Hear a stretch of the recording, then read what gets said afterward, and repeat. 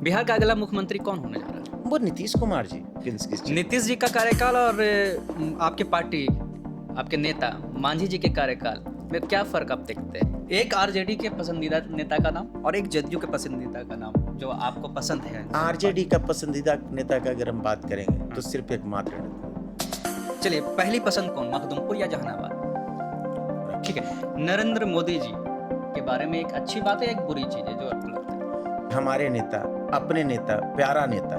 और बुरी बात अगर बात कहें तो उनकी बुराई हमको कुछ नजर नहीं आती। सवाल, अगर ये सीट हम पार्टी के खाते में नहीं आती है तो फिर चुन्नू शर्मा जी का अगला कदम क्या होगा? नमस्कार, पॉडकास्ट के इस एपिसोड में आप सभी का स्वागत है। मैं हूं आपके साथ आदिल सिद्दीकी। देखिए, बिहार में चुनावी मौसम है और हम ऐसे समय में पॉडकास्ट की शुरुआत कर उन शख्सियतों से आपको रूबरू कराने की कोशिश कर रहे हैं जो ज़िले में एक अपनी अलग पहचान रखते हैं और 2025 विधानसभा में धुरंधर के रूप में देखे जा रहे हैं। एक ऐसे ही शख्सियत हमारे इस पॉडकास्ट के मेहमान हैं जिन्होंने अपनी राजनीति की शुरुआत एक मोहल्ले से करते हैं, उसके बाद पूरे नगर पंचायत पर राज करते हैं और अब विधायक की रेस में वो आगे चल रहे हैं। विधायक बनने के लिए वो तैयार हैं और हम पार्टी से उनका नाता है और ज़्यादा जानकारी और ज़्यादा कहानी उन्हीं की ज़ुबानी। स्वागत है आपका रितेश कुमार उर्फ चुन्नू शर्मा जी। बहुत बहुत धन्यवाद आपका। आप बताइए, आप कैसे अपने आप को परिभाषित करेंगे कि कौन है चुन्नू शर्मा?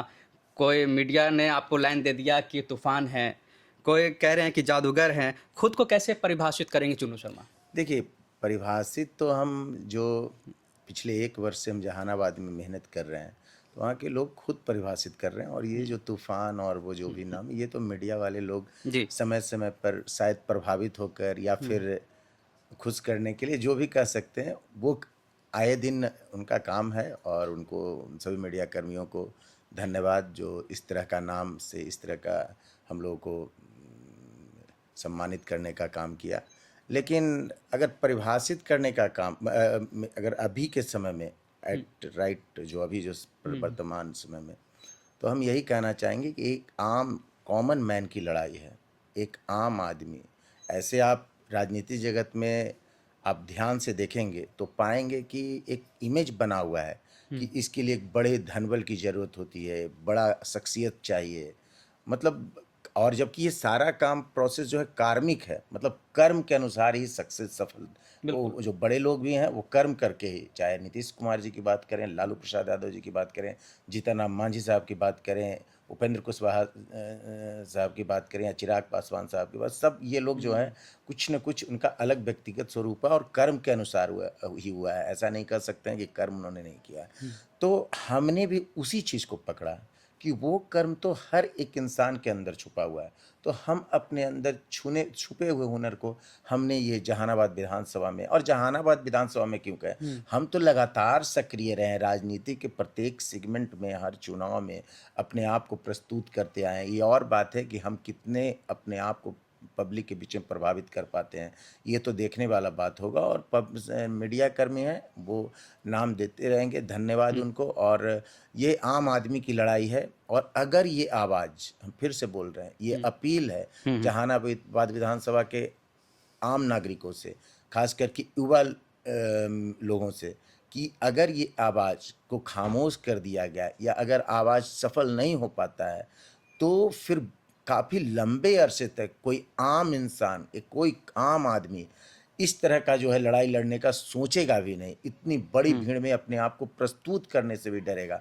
तो आइए संगठित होकर, और एक आम हर पार्टी से बात कर रहे हैं, चाहे वो राष्ट्रीय जनता दल हो या महागठबंधन की कोई पार्टी, आम कार्यकर्ता सब हमारे साथ हो लीजिए और सब हम लोगों को मजबूत कीजिए, हमको मजबूत कीजिए। कोई एक संदेश जाएगा कि आने वाले समय में समय समय पर विपक्षी पार्टियों को भी निमंत्रण दे रहे हैं। हम पार्टी को नहीं, पार्टी के कार्यकर्ताओं को कि सब लोग मेहनत करते हैं। वो पार्टी इसलिए मजबूत है, कोई भी पार्टी, क्योंकि कार्यकर्ता मजबूत करते हैं। लेकिन आप देखेंगे कि सभी, मतलब बहुत सारा बड़ी संख्या में कार्यकर्ता हैं, उनको अवसर नहीं मिल पाता है। अभी राष्ट्रीय जनता दल में भी लड़ाई है, एक कोई कॉमन मैन को आगे आने नहीं दिया जा रहा है। ये विरोध जो लोग कुछ लोग कहते हैं कि फलाना व्यक्ति का है, फलाना व्यक्ति का नहीं। हो क्या रहा है कि उस दल में भी आम इंसान आगे बढ़ना चाह रहा है, लेकिन उसको कोई नोटिस नहीं कर पा रहा है, और उसी के लिए अंदर से व्याकुलता है कि कहीं अरे हमने इतना मेहनत किया अपने संगठन के लिए, हमने अपने नेता के लिए, और अब हमको भी एक प्लेटफॉर्म चाहिए। तो हम उन सभी लोगों से कहते हैं कि आइए हम लोग सब हाथ मिलाइए और एक ऐसा आवाज उठाएंगे कि मतलब अपने अपने नेता को हम लोग जरूर प्रभावित कर ठीक है, थोड़ा सा हम पीछे जाना चाहेंगे आपके करियर पर, क्योंकि आपकी राजनीति की शुरुआत कांग्रेस, यूथ कांग्रेस से होती है। उसके बाद फिर नगर पंचायत में कैसे एंट्री और कैसे सफ़र ये तय हो पाता है?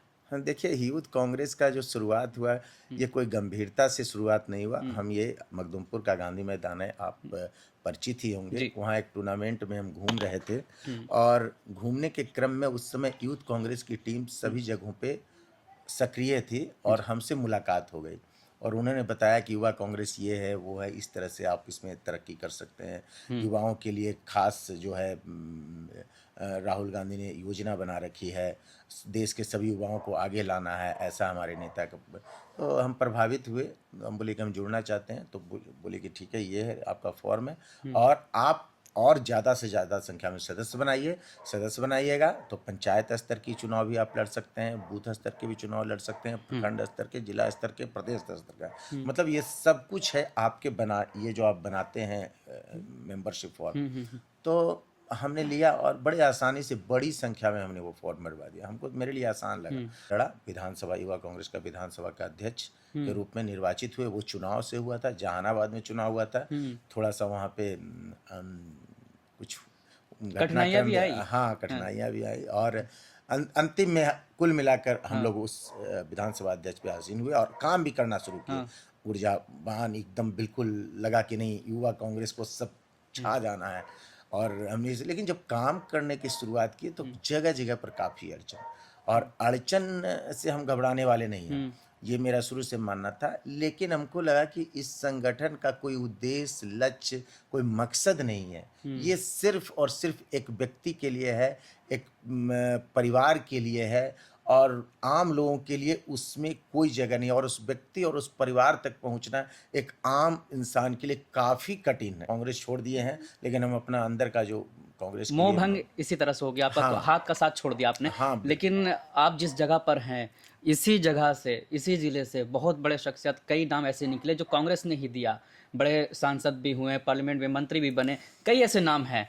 तो उसे कैसे देखते हैं आप? देखिए, पहले जो कांग्रेस हुआ करती हाँ। थी, हम जो समझते हैं, अब उस समय का हमको बहुत ज़्यादा आइडिया नहीं है, लेकिन पहले का कांग्रेस हमको लगता है कि प्रखंड स्तर पर, जिला स्तर पर टैलेंट को सर्च करती होगी, या जो मतलब आगे आ रहे होंगे, प्रॉमिसिंग फेस जो होगा, उनको मतलब उनके साथ रिस्पॉन्स करती होगी।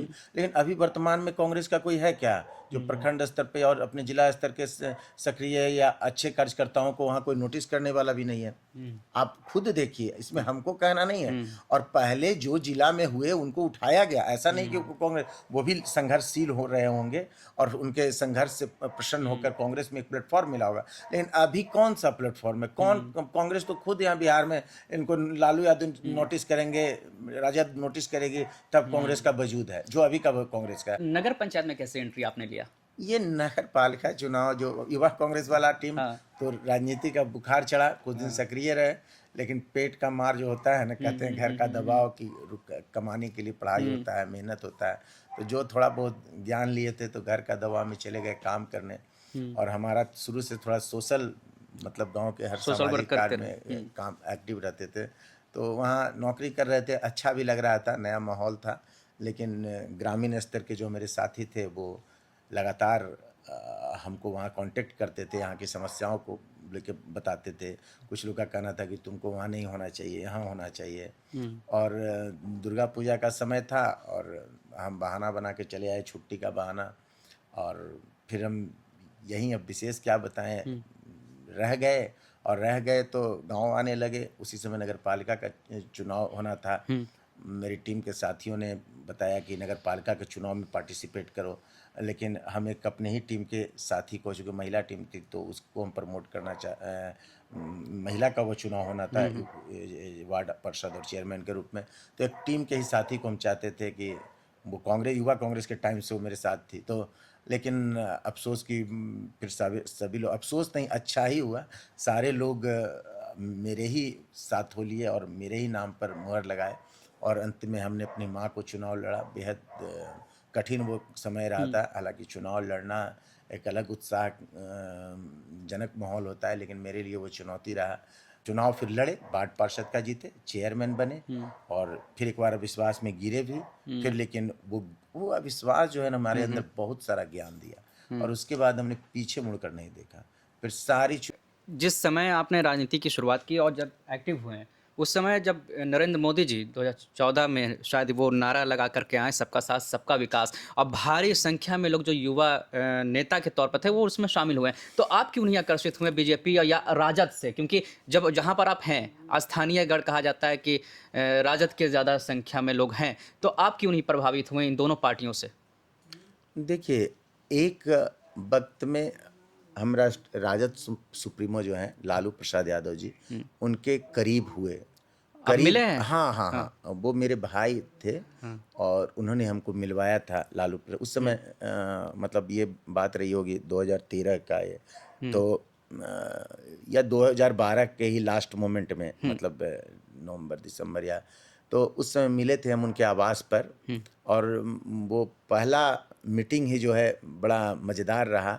हम वहाँ गए और मेरा भाई मिलवाया तो प्रणाम हुआ, लेकिन उनके बगल में उनके पीए खड़े थे, और मेरे एक जान पहचान वाले वहाँ मिल गए। अच्छा। तो वो बोले, इशारा किए कि उनको भी प्रणाम करो पैर छू के। अच्छा। तो हम नहीं किए पैर छू के प्रणाम। तो लालू जी के पीए को हाँ, प्रणाम करने के लिए कहा गया? हाँ, पैर छू कर, हाँ। हम हाथ से किए। तो और वो बार बार प्रेस्ट कर रहे थे। अच्छा। तो लालू प्रसाद यादव जी गुस्सा हो गए, मतलब वो खुद गुस्सा, पता नहीं चला किस बात के लिए गुस्सा। हम लोग सब गेट के बाहर चले गए। अच्छा। वो भी जो हमारे परिचित थे, जो हमको, वो भी भाग गए। और फिर एक आदमी आया और हम लोग को ले गया, हमको और मेरे भाई को, बुला रहे हैं साहब। गए तो वहाँ बहुत अच्छा मुलाकात, और मेरे भाई के बात से बहुत प्रभावित दिखे, और काफ़ी अच्छा बात हुई। उसके बाद एक बार इधर से जा रहे थे गया बाई कार, तो हम अपने गांव के सामने उनको रोकने का काम किया। अच्छा। तो यहाँ हमारे ज़िले के बहुत वरिष्ठ राजनीतिक हैं, और अभी मेरे राजनीति में बहुत सक्रिय भूमिका निभा रहे हैं, सुरेश चौधरी जी हैं। अच्छा। तो उन्होंने यहाँ पे नारा लगाया था, पल्या नहीं पार्लियामेंट है, और लालू प्रसाद यादव जी बहुत प्रभावित हुए थे। और दूसरा दिन शायद बंदी होना था राजद के द्वारा, तो उन्होंने कहा कि सब बंद कराओ, सब बंद कराइए, आप लोग सब बंद कराएं। वो सब ठीक है। उसके बाद वो जेल चले गए। अच्छा। तो हमको लगा कि मिलना चाहिए। तो हम जेल में, हमको नहीं पता था कि जेल में वहाँ तो सब लिमिटेड एडिशन को बुलाया जाता है, पर्ची दिया जाता है। बिल्कुल। लेकिन आपको जानकर खुशी होगी, और हमको भी आज तक इस बात की खुशी है कि वो पर्ची हमने दिया और हमको बुलाया गया अंदर। अच्छा। और वहाँ पे जब मिल रहे थे तो नौरू मई के कुछ नेता थे, वो बोले कि नगर पंचायत में थी, तो वो बोले कि तू ही हमरा बताबा हो, हमरा कौन का है। और बहुत वो पहचान भी लेते हैं, उनके हाँ, लिए कहा जाता है अगर एक बार किसी से मिले हाँ तो वो हाँ जानते हाँ, हैं। बहुत बहुत प्रभावित, अच्छे से बात किए, और बोले कि जगदीश से भी मिल रहा, जगदीश शर्मा जी वहीं थे। ये बात, उनका अंदाज काफ़ी अच्छा था, और हम मिले और फिर चले आए। और उसके बाद एक बार और, आपके ये नन्हे जी हैं उपाध्यक्ष, हमारे टाइम में हुआ करते थे डी जी, के, जी, जी। तो हम उनको डिंग हाँकने में, चलिए लालू जी से मिलवाते हैं। और एक देवेंद्र शर्मा है लड़ुआ के, इनको ले गए।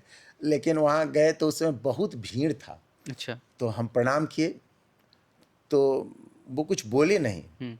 हमको लगा कि ये नोटिस नहीं कर रहे हैं, तो हमको अच्छा नहीं लगा। हम चूँकि इन लोग को डिंग हाँ के ले गए कि चलिए मिलवाते हैं, तो फिर हमको बुरा लगा, हम चले आए। और चले आए तो उसके बाद फिर हम कभी गए नहीं, और फिर नहीं कोशिश की? फिर नहीं कोशिश किए। और उसके बाद फिर उनका लगातार तेजस्वी जी भी आगे आए। तो फिर कौन जाता, फिर उसके बाद राजद सर के बाद तो 2014 में डाउन पोजीशन हुआ, फिर मांझी जी और फिर नीतीश लालू जी एक हो गए। तो उस समय फिर हमारी, तब तक हम मांझी जी की पार्टी ज्वाइन कर चुके थे। अच्छा। हालांकि पावर में जब आए तो हमको लगा कि मिलना चाहिए, लेकिन हमको, मेरे मन में आया क्या पता नहीं क्या होगा। और हम, आपको ऐसा लगता है कि अगर आप राजद चूज करते तो आप और बड़े स्तर पर चल गया नहीं हो नहीं सकता नहीं, है? राजद हाँ। मेरे थिंक टैंक का नहीं है। देखिए विचारधारा नहीं है आपकी। राजद का विचारधारा मेरे हाँ। विचारधारा से सहमत नहीं है आप? वहाँ एक ही व्यक्ति और एक ही परिवार के लिए, वो जो सेम कल्चर कांग्रेस का है वो। लेकिन आप अभी देखिए बता रहे हैं कि देखिए जिस तरह से लालू जी से प्रभावित हुए आप, नहीं, तो आपको नहीं लगा कि हाँ जुड़ जाना चाहिए वो था? इंसान, हाँ, वो व्यक्तिगत तौर पर अच्छे व्यक्तिगत लगे। तौर पे हमको अच्छे लगे। हाँ। मतलब एक सादगी थी, एक सादगी थी। ये कहने का मतलब ये नहीं हाँ। कि उनके हम विचारधारा से हाँ, सहमत हैं या व्यक्तिगत ठीक थे। व्यक्तिगत। और तब तक हम अपने नेता जीतन राम मांझी साहब के साथ जुड़कर काफ़ी हमारी पार्टी संघर्ष कर रही थी। सत्ता में थे भी नहीं, सत्ता में वो लोग थे। और उसके बाद हम कभी जाने का ऐसा भी हुआ कि महागठबंधन की सरकार बनी तो जीतन राम मांझी साहब भी थे महागठबंधन में, हम जा सकते थे लेकिन हम नहीं गए। हम थोड़ा सा अलग टाइप के हैं। विचारधारा अड़े आया। आप जो आया या क्या राजद आया, के विचारधारा से आप सहमत नहीं नहीं हैं? हम राजद विचारधारा से बीजेपी सहमत के? हैं। बीजेपी की विचारधारा से भी सहमत है, लेकिन बीजेपी की विचारधारा पूरी तरह से हमारी विचारधारा से और हमारी पार्टी की विचारधारा पूरी तरह से नहीं हो सकती। नहीं हो सकती। हम अलायंस के सदस्य, हमारी पार्टी हो सकती है और उस पार्टी के हम सदस्य हो सकते हैं। लेकिन बीजेपी का या प्रधानमंत्री नरेंद्र मोदी जी का बात करें तो उनका बहुत करीब 70-80% विचारधारा बिल्कुल प्रभावित करता है, बहुत प्रभावित करता है और देश को अग्रणी बनाने के लिए काम कर रहा है। चलिए आपसे, अब तो हम लोग ऐसे समय में बात कर रहे हैं क्योंकि चुनावी मौसम है और कुछ ही दिनों के बाद हो सकता है कि विधानसभा चुनाव का ऐलान हो जाए, और आप भी पूरे दमखम लगा दिया है आपने, जहानाबाद से कोशिश कर रहे हैं कि आपकी पार्टी को वो सीट मिल जाए। क्या लगता है कि जीतन मांझी जी आपको विधायक बना देंगे? देखिए जीतन राम मांझी साहब जो हैं वो तो सिंबल देंगे ना, पार्टी का सिंबल देंगे और विधायक तो जहानाबाद की महान जनता बनाएगी, जहानाबाद की मजबूत जनता बनाएगी और वो दिख रहा है, वो हमको माहौल में दिख रहा है। अगर सिंबल मिलता है तो हमारा अंदर का सोच और अंदर का आत्मविश्वास कह रहा है कि बड़े मार्जिन से परिणाम आएगा मेरे पक्ष में। अब ये बाकी आगे क्या होगा वो तो देखते क्योंकि देखिए हैं। वो जहानाबाद सीट कहलाती है आपके सहयोगी पार्टी जदयू का रहा है, और तो इस बार जो आप लोग कोशिश कर रहे हैं, क्या लगता है कि हासिल हो पाएगा क्या?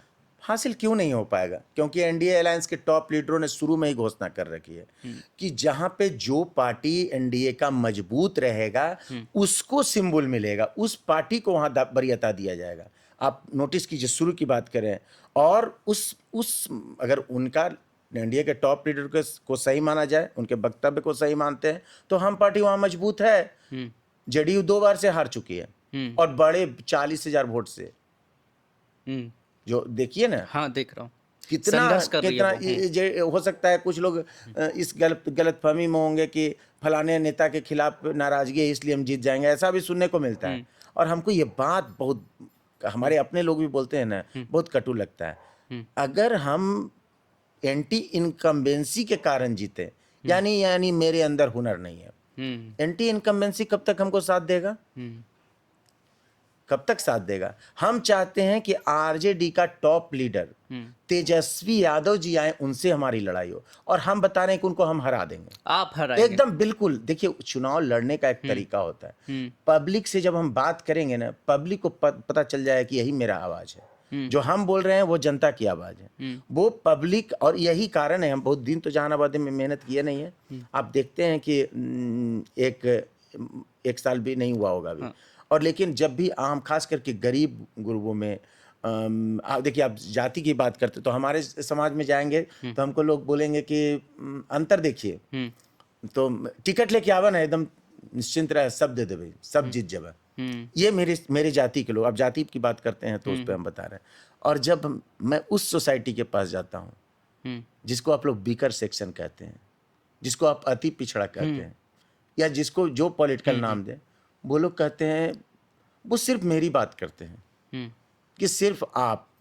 ऐसा एक बहुत बड़ा तबका है जहानाबाद में जो वो कहता है, वो जिसकी चाहत है कि नहीं, ये सिर्फ इस चुनाव में हमको चुन्नू शर्मा के लिए मतदान करना है, और ये मेरे लिए बहुत बड़ी जीत है। ये चलिए उसी पे बात कर लेते हैं। अभी इंडिया का सम्मेलन आपने कराया, आपके सहयोगी पार्टी भी थे, उस दिन क्या हुआ था? जो लगता है कि जदयू के जो प्रदेश अध्यक्ष थे उमेश कुशवाहा जी, वो नाराज हो गए। क्या लगता है कि भारी तो नहीं पड़ गया? जो आप चाह रहे थे कि हम हाईलाइट हो जाएं और एक मैसेज जाए हर पार्टी में कि चुन्नू शर्मा का दमखम है, चुन्नू शर्मा को ही टिकट मिलना चाहिए, ये आपका संदेश कोशिश थी पहुंचाने की लगता है, लेकिन भारी पड़ गया क्या? नहीं, नहीं, आप भारी नहीं, वो मेरे हाँ। लिए बहुत अच्छा रहा।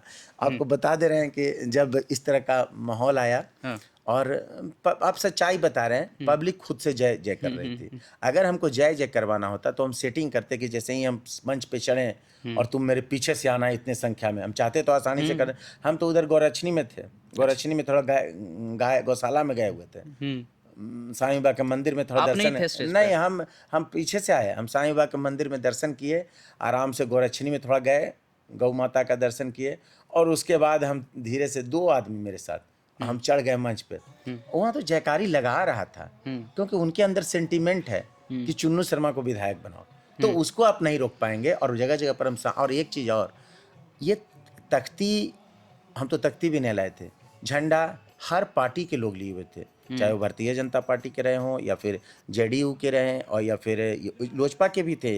इंदू शर्मा जिंदाबाद, प्रिंस शर्मा जिंदाबाद, ऐसा भी नारा लग रहा था, लेकिन उनकी संख्या काफ़ी कम थी क्योंकि उनके पास समर्पित लोग नहीं हैं, उनके पास वो समर्पण भाव वाला कार्यकर्ता नहीं थे हुआ, लेकिन वो समर्पण मेरा था। उतनी बड़ी संख्या में मेरे लोग खड़े थे और ये बात हमारे शायद प्रदेश जो जदयू के हैं उनको अच्छा नहीं लगा, तो वो बोल दिए जिस अंदाज में। तो हम तो उनके पार्टी के हैं नहीं कि आप हमको टिकट हम देख लेंगे, क्या देखिएगा आप हम आपके पार्टी में देख लेंगे बता दिया। नहीं, वो क्या बोले कि मतलब हम बेंच पे आएंगे, याद नहीं है। तो हम आसानी से उनकी बात को प्रतिक्रिया दे सकते हैं और मेरा नेचर प्रतिक्रिया देने वाला ही रहता है। बिल्कुल। हम वहाँ पर चुप रहने वाले नहीं थे, लेकिन समय की मांग ने हमको चुप रखा और समय की मांग ही नहीं, हमको लगा कि इतना बड़ा नेता हमारा नाम ले रहा है, यही हमारा कम है। ये पॉजिटिव ले हाँ, लिया ये मेरा पॉजिटिव बात था।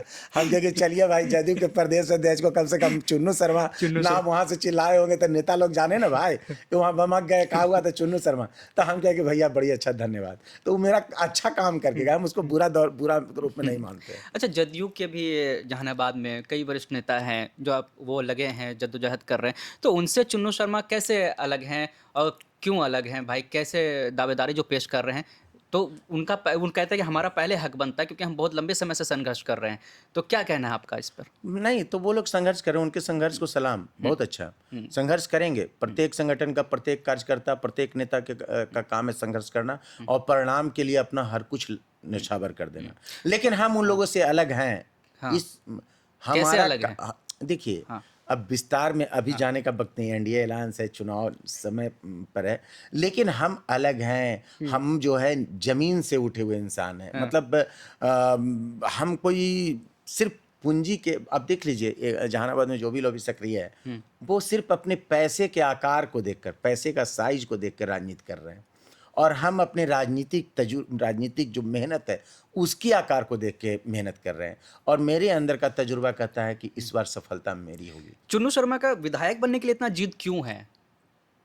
देखिए, चुन्नू शर्मा का शुरू से शौक रहा है विधानसभा में प्रतिनिधित्व करना, लोकसभा में प्रतिनिधित्व करना या सांसद या विधानसभा के किसी भी जो भी प्रतिनिधित्व के लायक पोस्ट है उसको हम प्रतिनिधित्व करना चाहते हैं। क्योंकि चुन्नू शर्मा जब तक उन सभी जगहों पर नहीं पहुंचेगा तो हमारे समाज का, हमारे सोसाइटी का, हमारे मखदूमपुर का, हमारे जहानाबाद का आवाज़, जो आवाज़ दबा हुआ है, जिस आवाज़ को सुधारने में ये समझ रहे हैं ना 50-60 वर्ष, 70 वर्ष, 75 वर्ष आज़ादी को हो गया है, लेकिन अभी हालांकि एनडीए की सरकार नीतीश कुमार के नेतृत्व में काफ़ी बेहतर कार्य किया है, इसमें कोई शंका नहीं, लेकिन एक और फास्ट एंड फ्यूरियस एक शब्द है अंग्रेजी में, उस तरह का कुछ काम करने की ज़रूरत है। मतलब अब ये जो नेता बार बार मुख्यमंत्री आवाज़ दे रहे हैं बिहार को नंबर 1 बनाएंगे, इंडस्ट्री लग रहा है और हर सेक्टर में उन्होंने, आप बता रहे हैं कि सोच से अलग हटकर काम किया है, तो जमीन पर उस स्तर का भी उनका जो बताया हुआ सोच है उसको उतारने का जरूरत है और उसको उतारने के लिए एक जिम्मेवारी की जरूरत है और वो एक जिम्मेवारी एक विधानसभा का प्रतिनिधित्व कर सकता है। क्या सपना आपने देखा है जहानाबाद को लेकर? जहानाबाद को लेकर अगर सपने की बात करें, वो सपना नहीं, वो हकीकत है।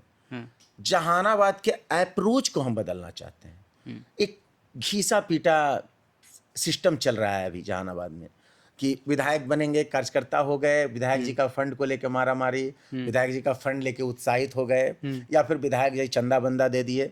यही सोच अभी विधायक को लेकर है। हम घूम रहे हैं, हम देख रहे हैं, हम समझ रहे हैं कि चंदा नहीं, ये ठीक है, चंदा भी दे देगा ये फलाना, या उससे भी बढ़कर थोड़ा बहुत जो है लौकिकता होता है, माने लोगों के यहाँ आना जाना, बस इतना ही तक से। हम चाहते हैं कि एक नया अप्रोच जहानाबाद लेकर आए। जहानाबाद में वो अप्रोच किस तरह का, देखिए ना, अभी छोटा मोटा काम भी होता है पदाधिकारी स्तर पर। तो देखिए, आप इस बात का पूरा सर्वे करेंगे तब पता चलेगा कि जो जहानाबाद की आम आवाम है, वो सिस्टम तक, वो पदाधिकारी तक नहीं पहुंच पाते हैं। उनको लगता है कि मेरे जाने से काम नहीं होगा, सिर्फ मेरे जाने से मेरा उचित काम भी नहीं होगा। उसके लिए हमको किसी न किसी का पैरवी का जरूरत है, एमएलए का। और शायद पदाधिकारी करते हैं कि नहीं, क्या करते हैं ये हम नहीं बता सकते, लेकिन पब्लिक में ये सोच है, पब्लिक का ये कहना है कि अब तो छोटू काम ला कने जाए से हमारा समझ में ना आवे। तो इस तरह का जो है हमारे आते ही सिस्टम में चेंज होगा। ये पदाधिकारियों को सख्त निर्देश होगा कि आम काम, जो कॉमन काम है, उसके लिए आपको सिर्फ पब्लिक को काम ही नहीं करना है, सम्मान के साथ काम करना है। हम इस बात का मॉनिटरिंग करेंगे, या फिर हम पीछे से वो क्या कहते हैं, फीडबैक लेंगे कि फलाना व्यक्ति या इतने लोग आए, हर व्यक्ति का नाम तो नहीं पता है, तो आज ब्लॉक स्तर पर 100 लोग आए अपने काम को लेके, तो उनका सम्मान के साथ काम हुआ कि नहीं, इस बात की हम समीक्षा करेंगे। और मैं बता देना चाहता हूं कि पदाधिकारी के साथ हिंड्रेंस क्रिएट करके नहीं, मैं पदाधिकारी के साथ हिंड्रेंस क्रिएट नहीं करता हूं। पदाधिकारी और हम लोग का एक समन्वय होता है, कुर्ता पैजामा और ऑफिसर सब एक समन्वय, एक टीम में एक माला बनकर जहानाबाद के लोगों के गला में हम लोग जाएंगे कि वो माला पहनकर सब लोग सम्मानित महसूस करें। ये बदलाव जो है ना, टोटली चेंजेस होगा। ये बदलाव स्वच्छता को लेकर होगा।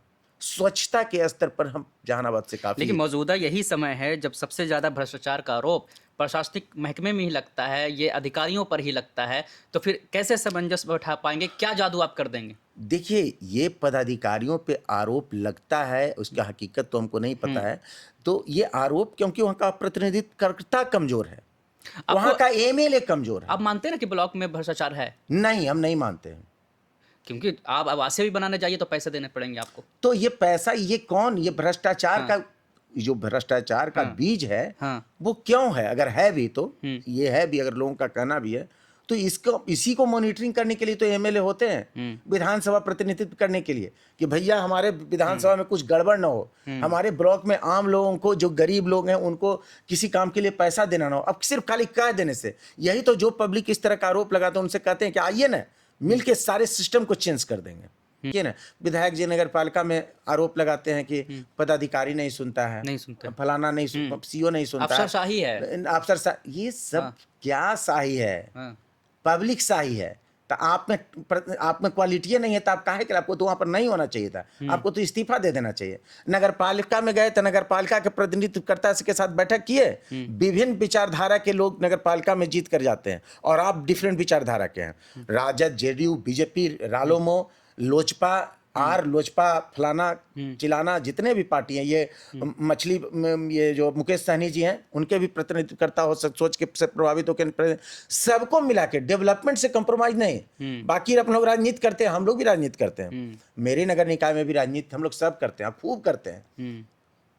जदयू वाले जदयू का खूब करते हैं, बीजेपी वाले बीजेपी, हम वाले हम करते हैं, राजद वाले भी आप देख लीजिए ना। राजद वाले को तो कोई वार्ड पार्षद है, उनके पति सांसद प्रतिनिधि और विधायक प्रतिनिधि भी है। काम होता है और राजनीति भी होता है। हम लोग ये भी करते हैं कि कभी थोड़ा सा प्रेशराइज भी करना है, फलाना, एक तरीका होता है, एक स्तर होता है, सम्मान के साथ, और वो कल्चर वहाँ नहीं है। उस है कि बहुत अहम सवाल, अगर ये सीट हम पार्टी के खाते में नहीं आती है तो फिर चुन्नू शर्मा जी का अगला कदम क्या होगा?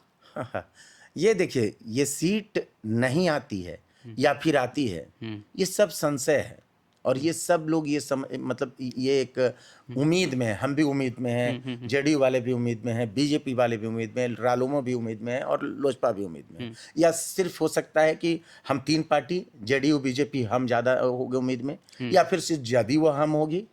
लेकिन एक चीज़ बता दे रहे हैं कि अभी जो भी टीम कर रही है काम, चाहे वो जेडीयू के, बीजेपी, हम, लोजपा, रालोम हो, इन सभी के नेता अंदर से आत्मसंकल्पित हैं कि लड़ाई एनडीए के लिए लड़ना है। ये सेकेंडरी लड़ाई है। चुन्नू शर्मा हो, प्रिंस शर्मा हो, इंदु शर्मा हो, या और दिलरी है।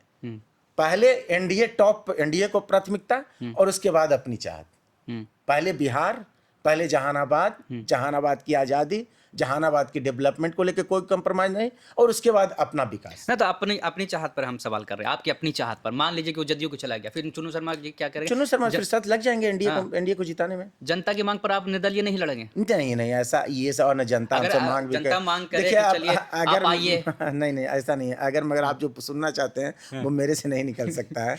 अब नहीं, बोलिए। आपकी देखिए, जनता आपको चाहती है, ठीक है, आप भीड़ भी जुटा रहे हैं, आपकी मांग भी है, आप चाहते हैं कि एक विजन है आपका। जनता क्यों चाहती है? हाँ। क्योंकि जीतन राम मांझी साहब, संतोष कुमार सुमन सर का प्यार और स्नेह है। तो जीतन राम मांझी साहब की विचारधारा से प्रभावित होकर कि उनके पार्टी का प्रतिनिधित्व यहाँ से करे, क्योंकि उन लोगों को लग रहा है कि उनके पार्टी का अगर प्रतिनिधित्व होता है तो समाज के निचले तबकों को ज़्यादा सम्मान और प्यार मिलेगा और ज़्यादा विकास हो पाएगा। इसलिए चाहते तो आप ये कह रहे हैं कि अगर ये सीट जदयू के साथ चलेगी तो आप एनडीए के तौर पर आप काम करेंगे? बिल्कुल। वो आप निर्दलीय लड़ने का चुनाव नहीं, वो प्राथमिकता मेरे एनडीए। ठीक है। और एक सवाल ये है कि जहानाबाद में बहुत समय से भूमियार नेता के तौर पर एक वैकेंसी खाली है। क्या चुन्नू शर्मा की ये कोशिश है कि खुद को भूमियार नेता के तौर पर स्थापित करने की? अब देखिए, स्थापित करने का है कि नहीं, संघर्ष करना मेरा काम है, और संघर्ष ही किया जा सकता है। वो स्थापित तो पब्लिक ने करेगी, वो तो जहानाबाद की महान जनता करेगी। हम लोग सब अपना नाच गाना दिखाएंगे।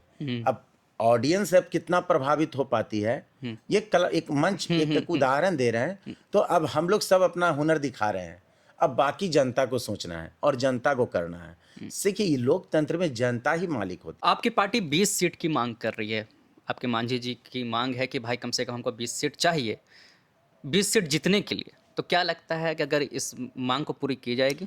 पार्टी का नेता अगर कोई भी मांग कर रहे हैं तो उनकी मांग उचित है और एनडीए को अविलंब पूरी करनी चाहिए। और अगर पार्टी के नेता, हम वैसे कार्यकर्ता हैं, हर मीटिंग में पता है हम क्या बोलते हैं कि सर अकेले, हमारा मानना है कि हम पता नहीं क्यों हम सोचते हैं कि 243 पर लड़ते तो अच्छा रहता। उसमें हमको भी लाभ है कि जल्दी टिकट के लिए इतना संघर्ष तो नहीं करना पड़ता, शुरू से सिंबल मिल जाता है और मेहनत से हम रिजल्ट लेते हैं ना, कोई नहीं सब कुछ। लेकिन फिर नेता एनडीए विचारधारा से नीतीश कुमार जी और प्रधानमंत्री नरेंद्र मोदी जी के कार्य से प्रभावित हैं कि नहीं, अभी वक्त है हम लोग को साथ चलकर देश को विकसित करने का, बिहार को विकसित करने का।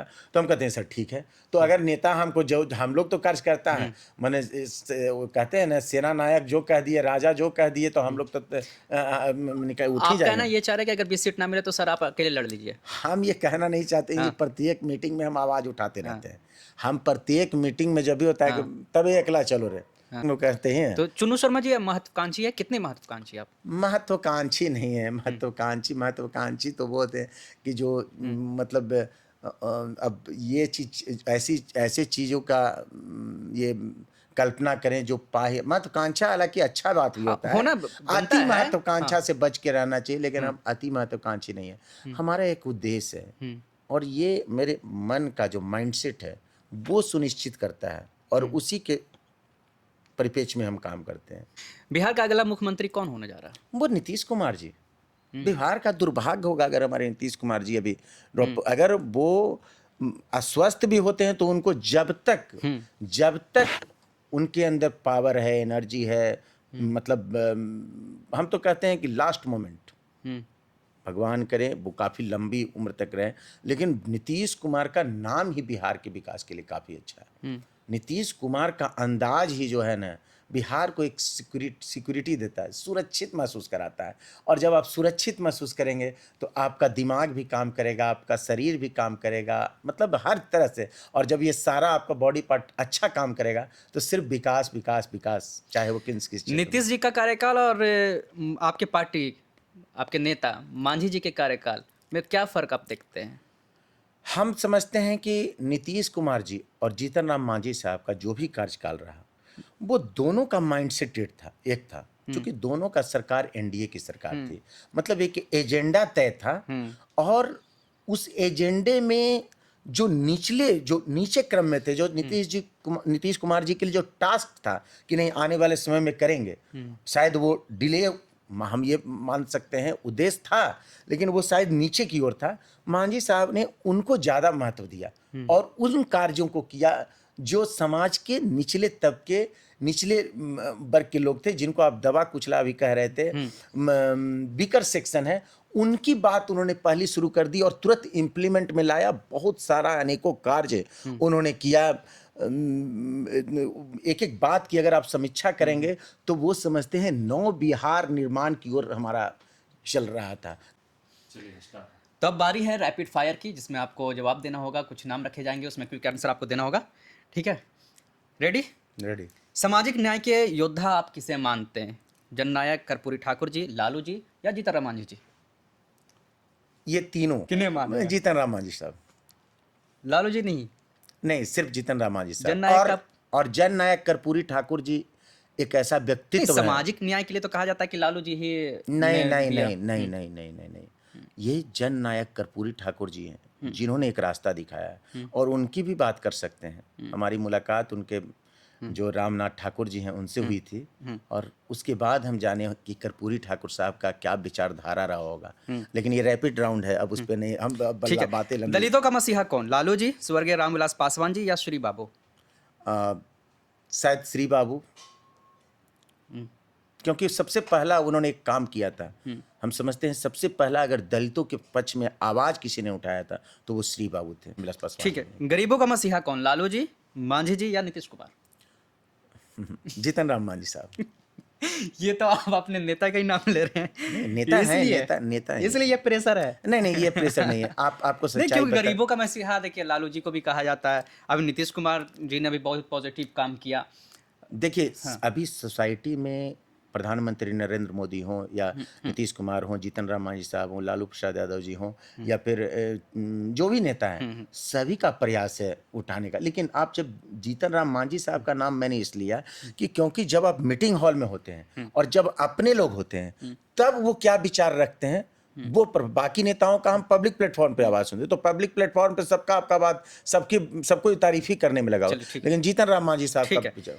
एक आरजेडी के पसंदीदा नेता का नाम और एक जदयू के पसंदीदा का नाम जो आपको पसंद है। आरजेडी का पसंदीदा नेता का अगर हम बात करेंगे तो सिर्फ एक मात्र नेता लालू प्रसाद यादव जी, और जेडीयू का नीतीश कुमार। चलिए, प्रशांत किशोर के बारे में एक शब्द में कैसे परिभाषित करेंगे? मेहनत कर रहे हैं लोगों को, शायद कुछ समाज के एक छोटा सा सोसाइटी को अच्छा भी लग रहा होगा, लेकिन ये मेहनत काफी लंबे समय तक करना होगा, तब शायद कुछ प्रभावित कर पाएंगे। जहानाबाद के दो बड़े शख्सियतों का नाम जो आपके बहुत करीब और बहुत प्यारे रहे। शख्सियत शायद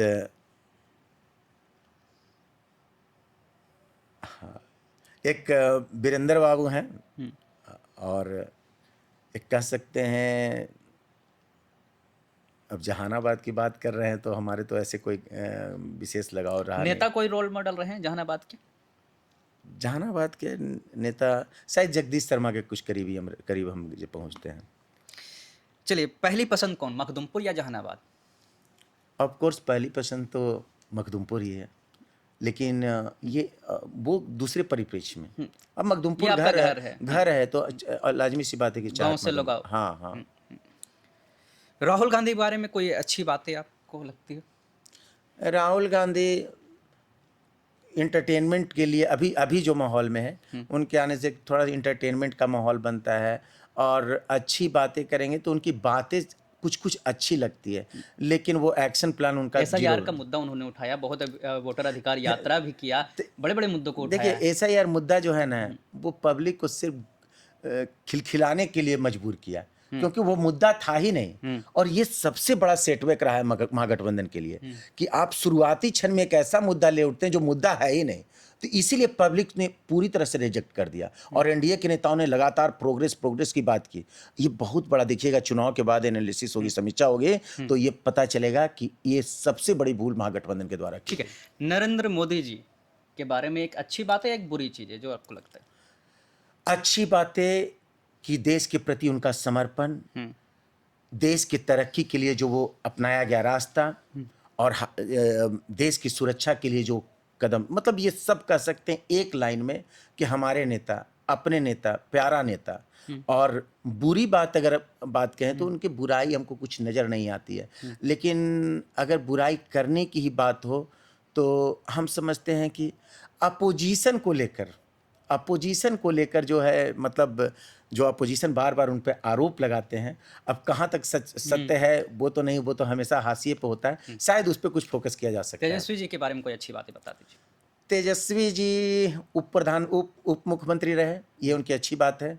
और हमेशा ये उसके बाद शायद बुरी बात की अगर बात करेंगे तो वो सारे जो अपने पब्लिक के बीच में, अभी हाल में जहानाबाद आए थे, तो खाली ऐसा बात रखते हैं जो लगता नहीं है कि जनप्रिय है, जो जनता की भावना को बात पहुंच रही है। तो हम समझते हैं कि सब ठगने वाला और छलावा वाला नीतीश उनकी जी और भावना। तेजस्वी जी में क्या अंतर देख रहे हैं आप? देखिए, तेजस्वी जी के पास ना कोई सोच है, तेजस्वी जी ने ना कोई संघर्ष किया है कि वो विकास के लिए बिहार की बात कर सकते हैं। और नीतीश जी ने वो तमाम कार्य किए हैं जिससे बिहार का विकास साफ दिख भी रहा है और बिहार हमारा अग्रणी होगा, ये भी आने समय में महसूस करा रहे हैं हमारे मुख्यमंत्री। तो ये कोई तुलना नहीं है, नीतीश कुमार जी और तेजस्वी जी में तुलना नहीं कर सकते। चलिए, आखिरी जो आप कुछ कहना चाहेंगे जनता से वो कह दीजिए, कोई जनता, अपील करना जहानाबाद की चाहेंगे? महान जनता से पहले भी कहे हैं, और खास करके युवाओं से, गरीब तबका का लोग जिसकी राजनीति जगत में बड़ी बात होती है, आप लोगों से आग्रह है, हाथ जोड़कर विनम्र निवेदन है कि चुन्नू शर्मा के साथ हो लीजिए। ये अवसर है एक आम आदमी की लड़ाई की।